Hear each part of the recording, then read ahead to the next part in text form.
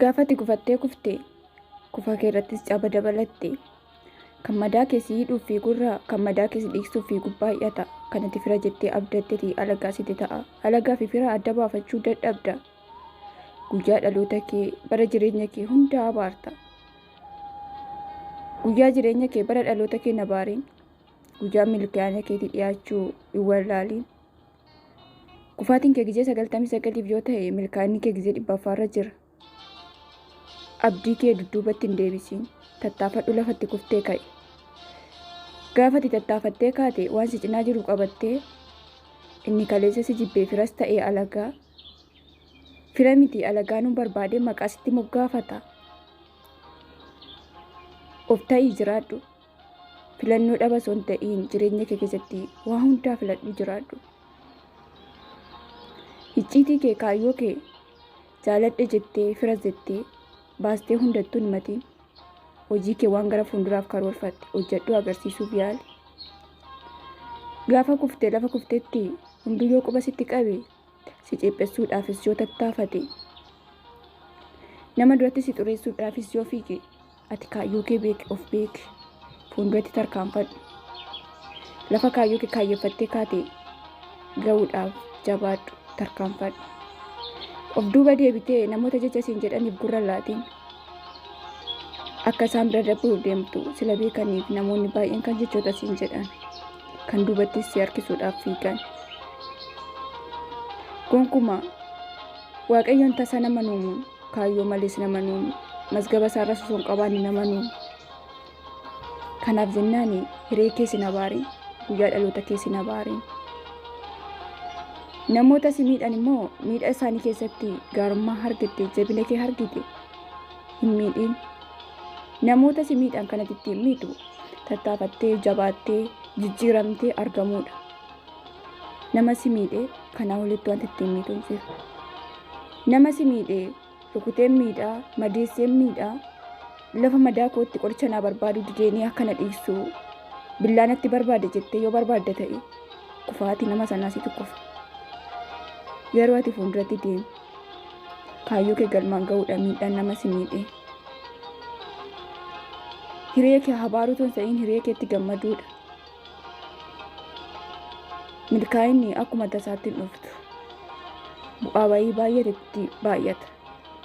Gaafa bu'aa bayii sitti baay'atu gaafa firaanis hormaanis hiriyaanis hundaanuu jibbamtu wanta ta'uutu akka dhiyaate beeki hubadhu.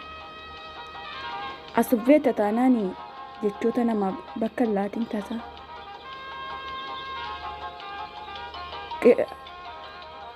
Gaafati galma kee geesse gaafati mul'atte akka urjii samiirraa simiti jaratu deebi'eetti qaana'a.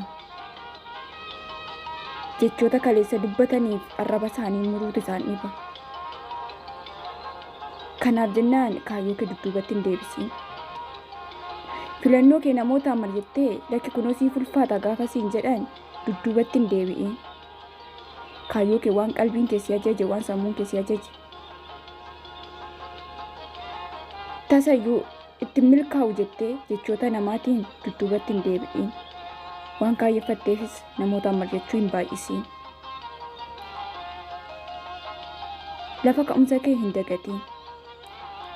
Lafa ga'umsa kee immoo karoorfachuun hin irraanfatiin. Namni lafa ka'umsa isaa hin yaadanne karoora malee nama deemaa turedha. Lafa ga'umsa isaas namni karoora hin qabne nama karoora hin qabnedha.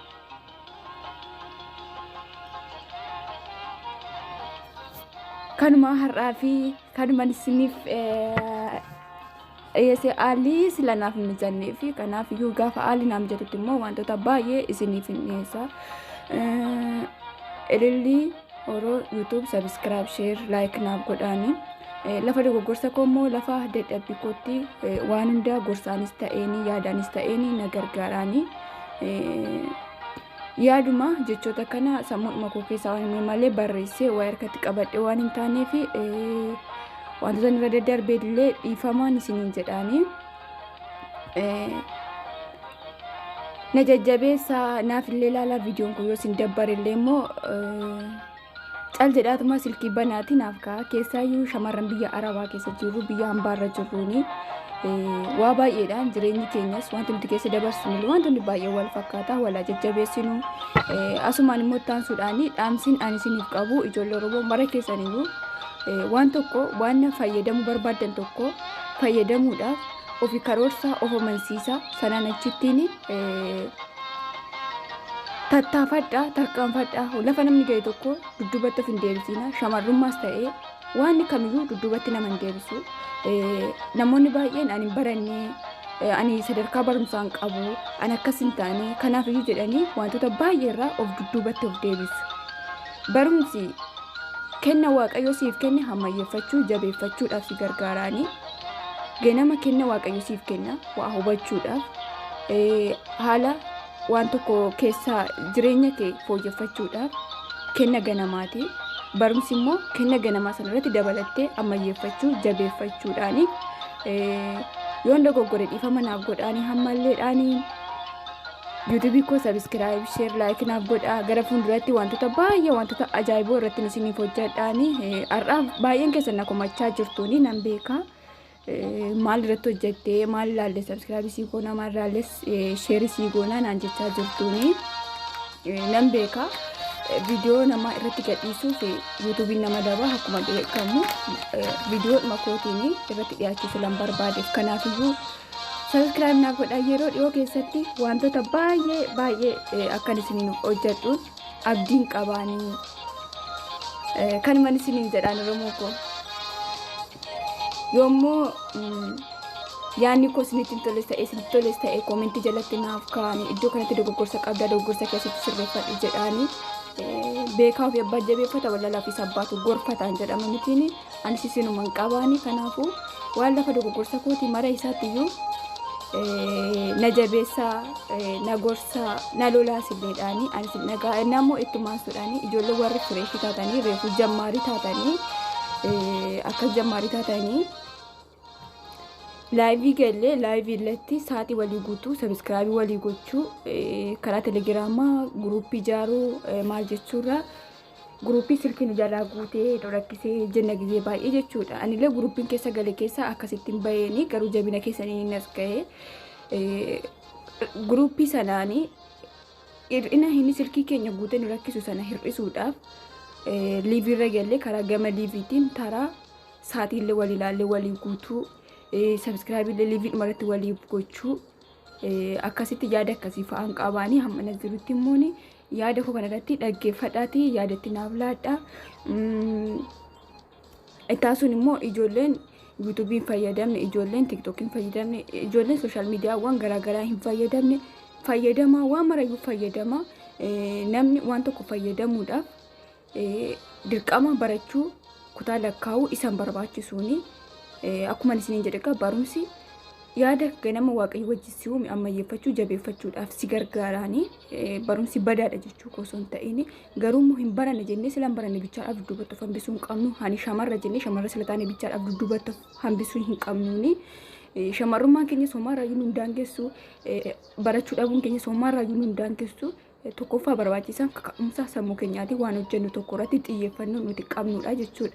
Kanaafiyyuu warra YouTube bananillee warra YouTube banatanii qabnillee akkati YouTube banatanillee warreen hin beekne namoota isin cinaa jiranii gaafadha. Social media garaagaraatti warreen barsiisanii hin jiruuni isaan jala deemaa ilaalaanii banadhaa fayyadama. Wanta baay'eetu jira waan baay'ee fayyadamtu waan baay'ee irratti hojjettuuni.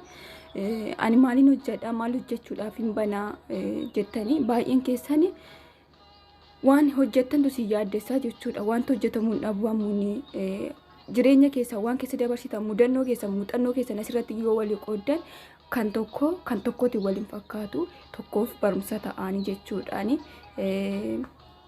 Kan man isiniin jedhaanii asaasni irraan baay'isuuni. Video kana haga dhumatti dhaggeeffadhaan YouTube koo subscribe share naaf godha. Warreen immoo video irratti hin gadhiisne video maas ilaalleeti kanuma yuun qaanifatu subscribe naa godha jechaa jirtaanaan jettanii jirtu baay'een keessaniini. Galatooma yaada gaariidhaani. Garuu ani son video bareedaa irratti hojjedheeni natti tolaanii amma xinnoo haalli silan ammijannee fi dhiifama naaf godha. Haalli naaf mijannee sennaan jedha akkuma beekamu gola hormaa keessatti haalli waa hundaan nama mijatu.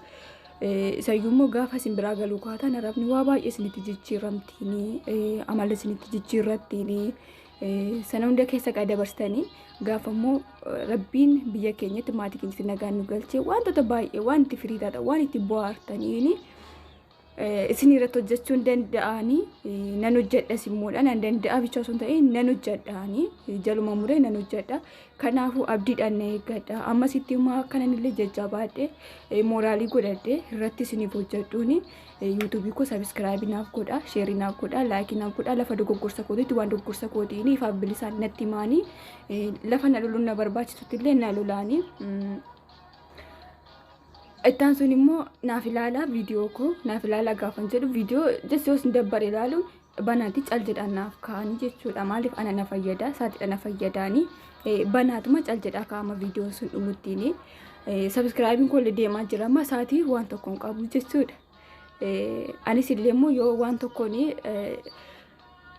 mooraalii akkan godhadhu irra caala akkan cimaa deemuuf waa baay'ee na gargaara kan man isiniin jechuu barbaadanii sodaan immoo xinnoo xaragamee sirriitti keessa kootiin baane gaafa sirriitti sodaan keessa kootiin ba'utti waan keessa koo jiru hunda ol baasanii sirriitti iyyuu isiniif hin heeraanii akkuma nama isiniin jedhe marri keessanuu banadhaa fayyadamaa sooshaal miidiyaa akkamiyyuu jechoota namaatiin dudduubatti of hin deebisiina namoonni jechoota dadhabaa gaafa isinii laatan isin sammuu keessan keessatti seef gootanii dhugaadha jettanii hin fudhatiinaanii jechuudhaan namoonni yaadota garaagaraa yaadota negeetifatan gaafa isinii barreessanis illee jabinaaf itti fayyadama malee laafina kufaatii keessaniif itti fayyadamiinaadhaani kaayyoo keessanii isa gara fuulduraatti itti deemtanii lafa kaayyoo keessanii dirqama ga'uu qabdu jechuudha dirqama lafa abjuu keessanii ga'uu qabdu kanaafiyyuu immoo namoonni gaafa jechoota negeetifaa isinii barreessan gaafa jechoota negeetifaa isinii jedhanii gaafa sana itti gammaddanii fuulduratti deemuu qabdu jechuudha maaliif namoonni yeroo baay'ee namoonni jechoota negeetifaa isinii barreessan akka isin nama sana darbaa jirtan beekuu qabduuni. Namni sun akka isin isa darbaa jirtanii of beekuu qabduuni jechuudha. Sanaaf jabina godhachuu qabdu. Maaliif namni sun sammuu keessanii bakka anti godheeni dudduubatti isin deebisuu barbaada, garsaatti isin deebisuu barbaada. Kanaaf jechoota wamba baay'ee jechoota ulfaatoo wantoota garaagaraa isiniin jechuu danda'a jechuudha. Sana keessa isiniin jirtanii of beektu waan kana ta'eef iyyuu eessu jedhaa fudhaa bira darbaanii isin immoo jabaadha gara fuulduraatti deemaan itti agarsiisa namni sun illee akka jecha gocha yaada negeetifaa keessaa bahanii gara fuulduraatti deemu positiif akka ta'uun gargaartu jechuudha gaafa sana fakkeenya ta'a namoota dudduubatti hafanii dudduubatti nama hambisanii fakkeenya ta'a fuulduratti baasaa malee namoota akkasii faana dudduubatti hin deebi'ina naa oromoo kun marri keessanuu naaf jiraadha naaf galatooma YouTube ko subscribe share like na gochuun dagatina naaf ilaalus immoo dagatinaadhaani kan man isinin jedhaani baay'een isin jaaladha baay'een isin kabajaani rabbiin waaqayyoon dafa yaada keessanii yaadaaf muraada keessan isiniif guutu abjuu keessan kaayyoo keessan karoora keessan biraan isin haa ga'u mara keessan iyyuudha naaf jiraadha guyyaa gaarii